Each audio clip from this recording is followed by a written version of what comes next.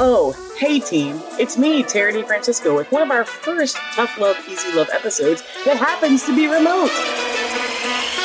Tough Love, Easy Love, with me, DeFrancisco, and friends.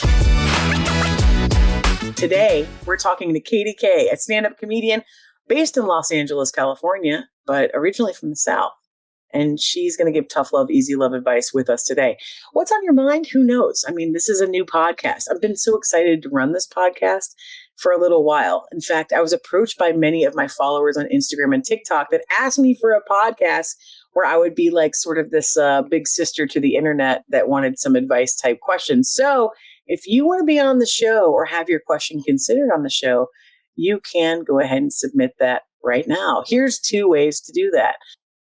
Option 1, you can go to Instagram and submit or DM a question to Tough Love, Easy Love right away. Let's say you don't want to call a phone line. You just want to make sure that your advice type question is considered. Well, that's the way to do it. Tough Love, Easy Love right on Instagram. The DM section will come straight to our team and hopefully get you in the queue of an advice type question coming to me and a pal.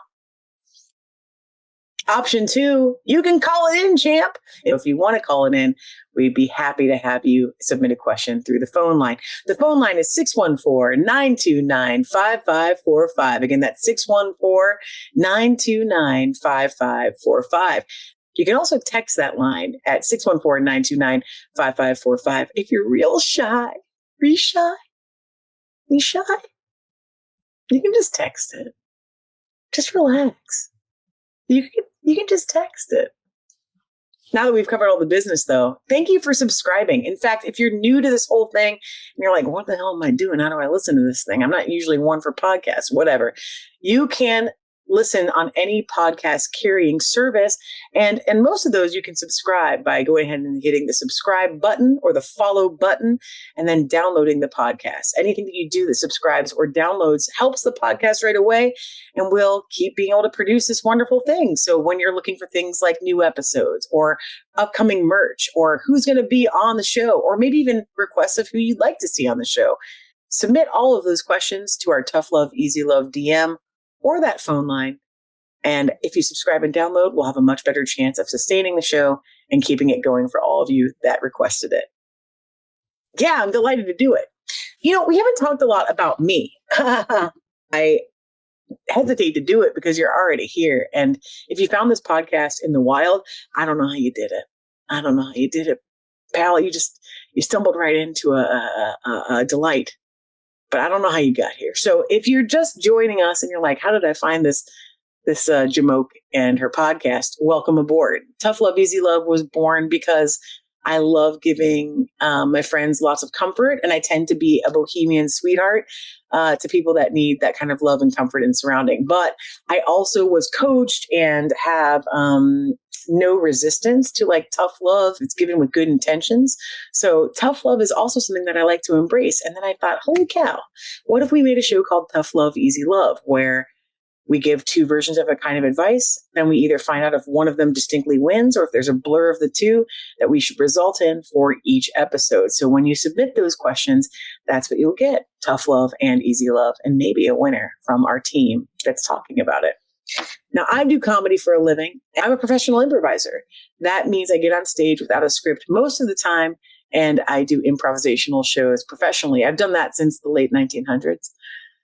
Improvisation and sketch comedy and musical improv and stand-up even all over the place. But I also am known by many of you as a person on a porch who likes to sling a couple one-liners at people to make them feel better about their day. So if you follow me from Instagram or TikTok, thank you for being here. If you happen to know me from live stage shows, thank you for being here. And if you're just a person that, like I said, fell into a pit of podcasts and you were like, what's this one? Thanks for being here. We're going to make a lot of episodes this season and kind of launch the pod so you know what it's all about. And once that thing has been launched, then we'll see what is down the road for this pod as we keep going. But I'll tell you what, this is a delightful thing that I've gotten to do with some friends so far. And as I'm banking episodes with wonderful people that you get to know, or maybe you already know, this is just a joy for me. And doing live stage shows with ensembles is really fun. Doing stand-up can be kind of lonely for many of you that haven't experienced that. It can be sort of a strange road to be out there on the road by yourself. And luckily, I get to tour often improvisational shows with a partner or ensemble where a lot of us get to be together. But this show has that same energy of friends in a room. They get to chit chat about a thing. And that's my favorite kind of podcast to listen to. So if you need a little bit of safe surrounding right now and a little bit of laughs, I hope this podcast will give it to you. And thanks for subscribing. I'm glad to be here. Let's go. Well, who's on the pod today? So we're going for episode 2. As I've been banking these episodes with lots of friends that I already know, I got to meet someone new today. To me, Katie K. And I thought it'd be great to have her on because this coming September, we have the Columbus Comedy Festival where I'm typically stationed, coming to town here in Columbus, Ohio. So if you've never been to the Columbus Comedy Festival, it's their second year of running this kind of giant festival that brings often a lot of stand-up comedians to town, all in one 3 or 4 day pocket. But since we're an improvisational house, the Nest Theater that's known here is the Nest Theater and Comedy Arts Center that hosts 3 stages in one classroom and a podcast studio and all kinds of other things. We often host improvisational shows. So Katie K is going to be at one of our 6 shows for the weekend, doing stand-up, opening up for a very popular show called Anonymous, The Secret Show, which is an improvisational show. So we'll see you there. If you're coming, Columbus Comedy Festival at the Nest Theater is where a lot of this stuff will be housed from our end of things. If you aren't familiar with Katie K, check her out at Katie K Comedy on socials. She just filmed a special and you can find a lot of that stuff online. But since we'd never talked before, we just talked casually about her own life and what she does in comedy and how it feels to be a touring comedian doing stand-up in these wild times. And then we stepped into the question of the day, which was submitted by a user through our Tough Love, Easy Love Instagram. So let's get into it. Yeah, it's time to go for it. Welcome, Katie K. Katie K! Hello. Hi, thanks for having me. Thanks for being on. I'm Tara. We haven't met in real life. I know. Hi. Nice to meet you.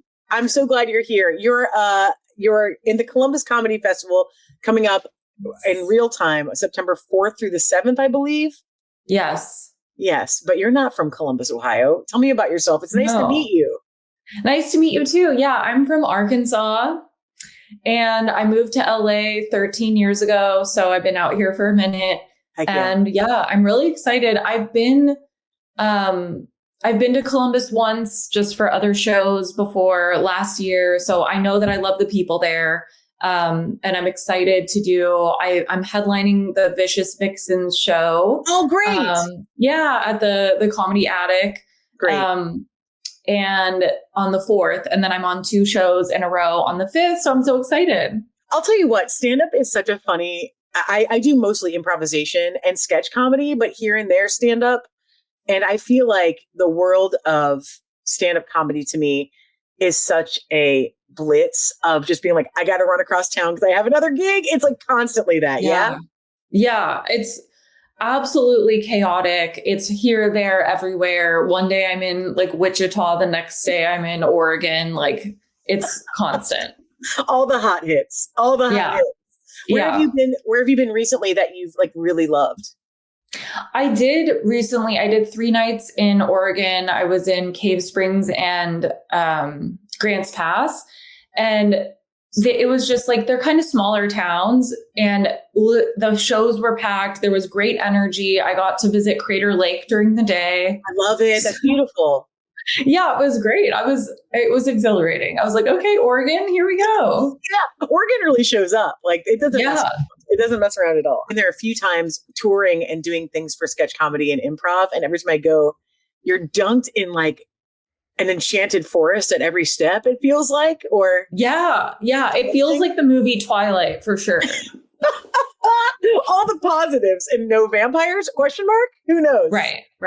There might be werewolves. But also there's dispensaries and a lot of green. Yeah. My partner is from Oregon or lived there for a long time. And I always wonder why he left. I'm like, why did you move? It's like being in a magical fairy state or something. Yeah, it's picturesque. It's like a postcard. Big time. Like, is this real or is this like an illusion? This must be a facade. It's got to be a mirage. Hey, so you grew up in Arkansas? You were born somewhere else and then you moved to Arkansas.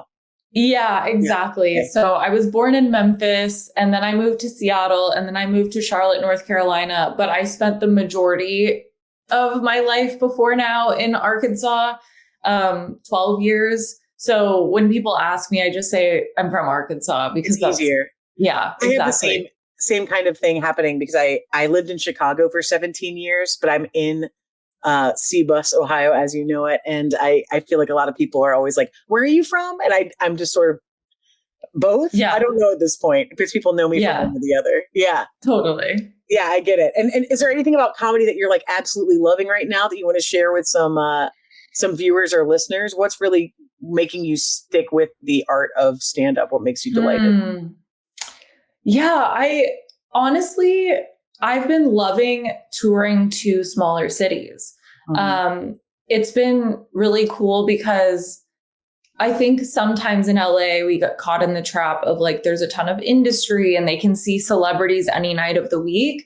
So some of the audiences get spoiled by seeing their favorite comedians from Netflix on a stage on a Tuesday. Yes. And so it's been really cool to just go to smaller cities and kind of tour around and meet people that just want to have a good time and they don't need me to be a Netflix headliner to enjoy the show. Yes. So I think that that's just been really refreshing. Everywhere I got to go that I would have never necessarily found or booked myself has been my favorites.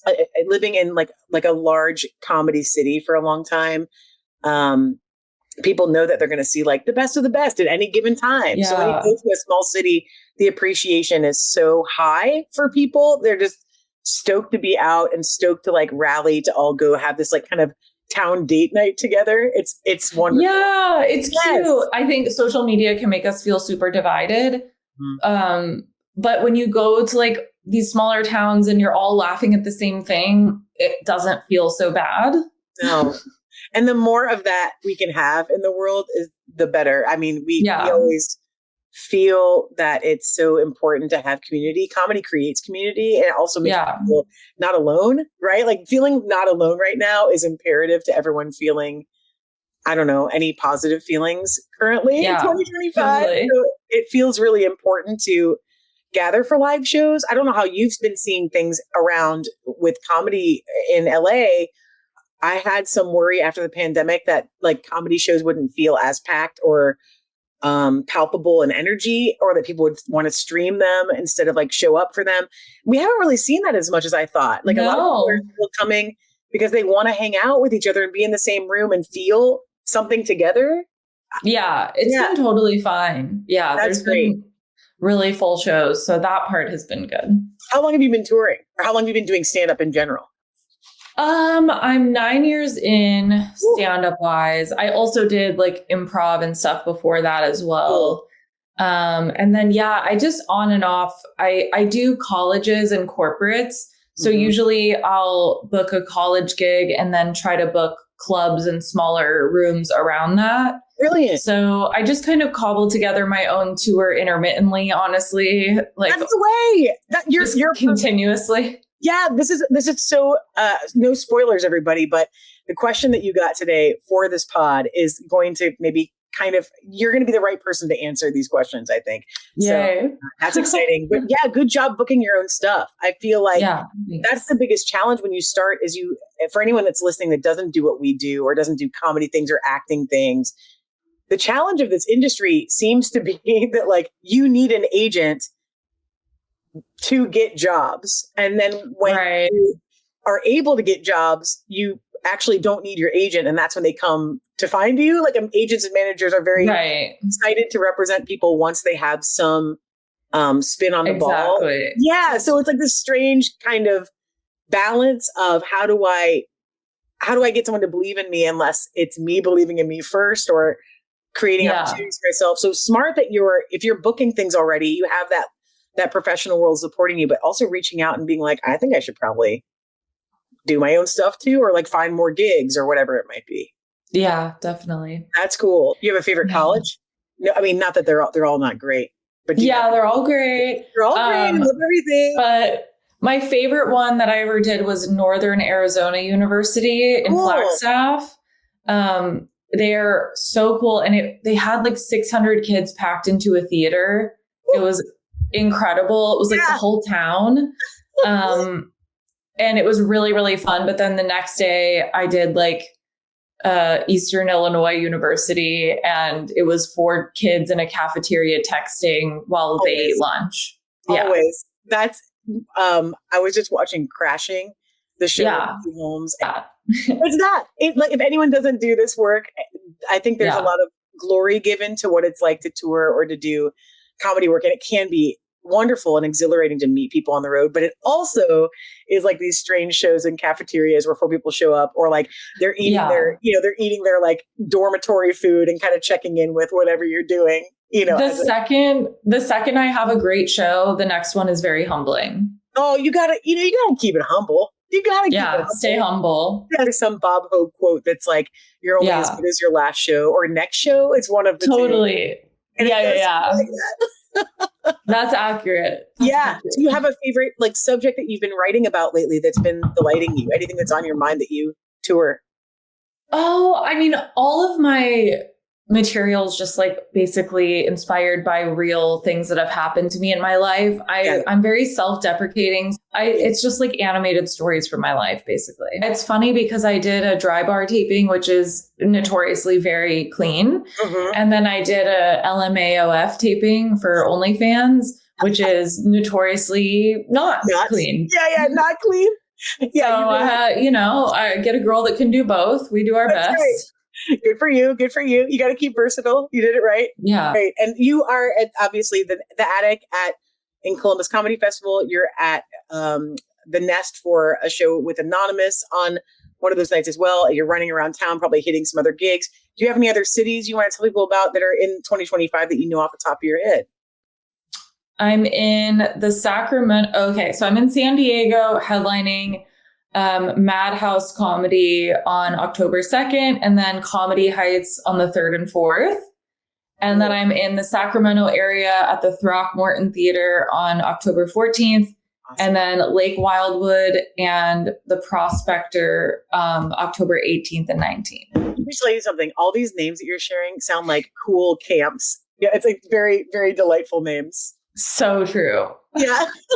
It sounds like I'm on some quest, like a side quest. Yes, you're on a side quest to be like, I've collected the Gold Rush token at, wherever it might be. Totally. That's great. Cool. So let me tell you about this show that you're on and what we're doing today. It's a new podcast that's being hosted by the Nest Roost Network. And what happens is you're going to get a question submitted by a caller or a fan that's been following the pod.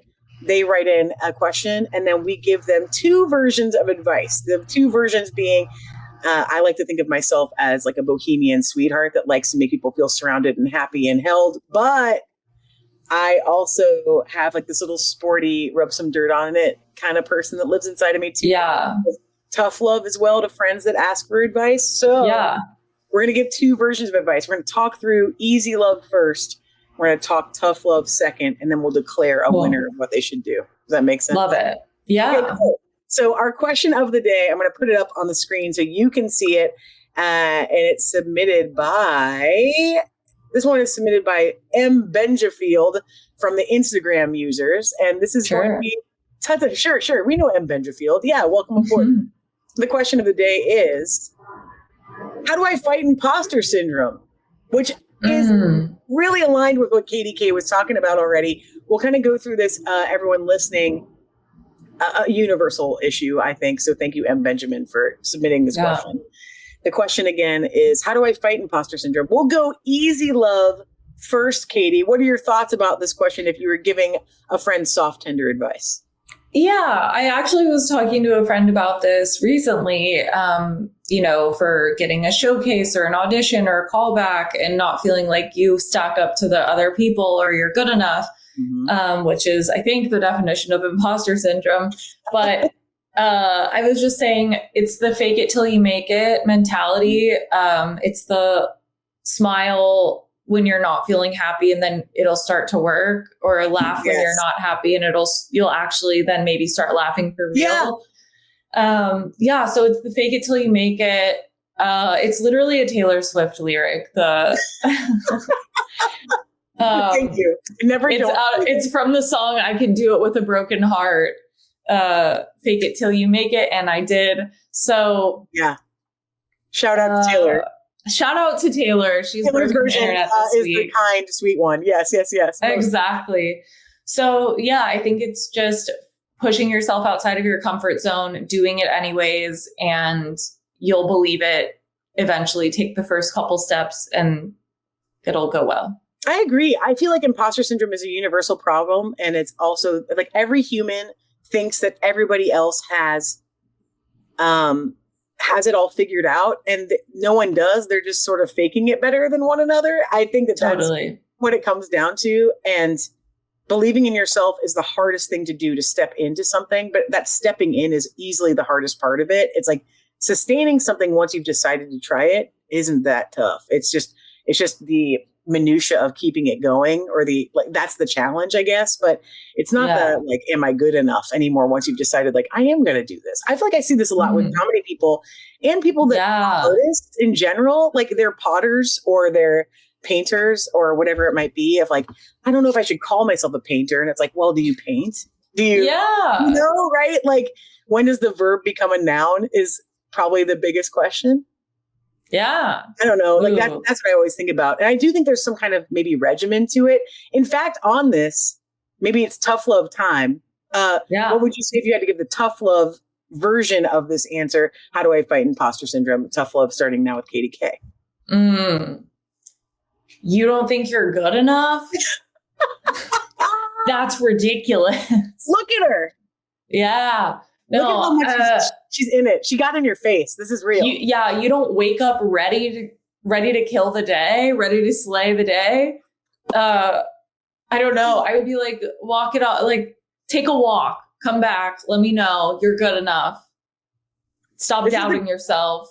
This feels good. It feels like you had a clipboard all of a sudden and you were slamming against the listen up. Hey. It does feel like this is an interesting one for me, because sometimes these are way more straightforward in the way that it's should I break up with them or something like that? And it's right. It's dump him, get rid of him. Get rid of that guy. Hit the bricks, but it's not really like that. It feels like this one has us. It's almost like the lens with which we're telling it to them. It's the same advice, which is you're good enough to try it.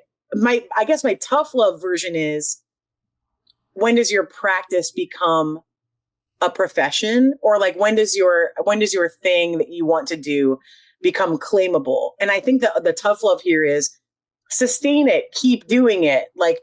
Make sure that you're working at it or playing at it enough that it's not just a thing that you're saying you do when you don't do it at all. That's the challenge, is keeping it up. That made me think of, if you don't think you're good enough, no one else is going to. Definitely not. Definitely not. And that's really true. The fake it till you make it stuff that we're talking about is real. And it's so hard for people, anyone that's probably not cis white able, if you're femme-bodied, it's hard. Things like that are really tough to be can you step into this thing and believe that you're allowed to be there? It's hard for everyone, and plus harder for some. And just kind of talking to yourself in the mirror and being I do deserve to try this. You only get one life. You only get to be what you want to be once. So you might as well try it, I guess, is sort of the challenge of just making sure that you do it. I mean, there's only one life to be lived, we think. Yeah. Sell me on it. Sell me on it. Sell me on who you are and show me that you can do it. And that's what we say. So I think if we had to pick a winner today, Katie, of tough love or easy love, although I did really like how sweet you were in the easy love portion. I mean, it was very nice. It felt very sweet to me. I think it might be a blend today. What do you think of that? Yeah, it's, the yin and the yang. We have to have both. So tough love, easy love. See, this is why it's called that, everybody. We will have winners sometimes. If I had to lean one, I think I'd probably give people some soft encouragement and go more easy on this one. But I think it's all kind of in the way it's been said on this one, which is get out there, do the thing, keep doing the thing. That's my tough love advice. And the soft love from Katie and I is believe in yourself first so you can keep doing cool stuff that isn't necessarily like the easiest to step into. Yeah. Okay. We solved it. We did it. We did it. Yeah, we solved it. We did it. Great. So, Katie, you already told us the places you have coming up. We're excited to have you at the Columbus Comedy Festival, and especially at the Nest. I'm a co-founder of the Nest, so please let me know anything you need that night, and I can't wait to see you. Yay, I'm so excited. I'll meet you in person. It'll be great. Real life, baby. And we'll shout you out on socials and all that stuff, too. And thank you for being here today and being a wonderful guest. Awesome. Thank you so much for having me. You bet. Thanks a lot. You're listening to a podcast on the Roost Nest Podcasting Network, executive produced by the Nest Theater and Comedy Arts Center. Co-founded and funded by Rance Rizzuto and Terry DeFrancisco. Season 1 edited by Adam Ocias. For more information on the Nest Theater, go to nesttheater.com. Roost. Nest Podcasting.